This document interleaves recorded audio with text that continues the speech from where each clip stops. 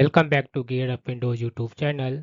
In this video, we will guide you on how to fix missing open with option in Windows 10 PC.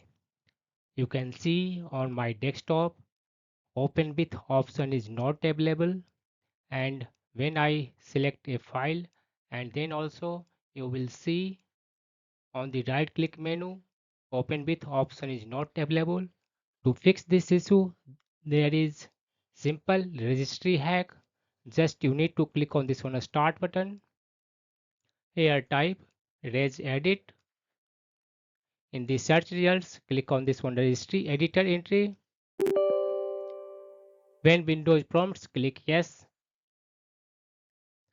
In the registry editor window, all you need to copy and paste this one path that you can find in this video description. Just copy and paste it and then press enter on the keyboard.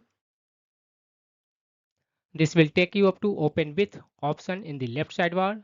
On the right, you will see default erase SZ. Just double click on this one. Erase everything from here value data field and copy and paste this one new value data from this video description. Then click on this one OK button. Close the registry editor.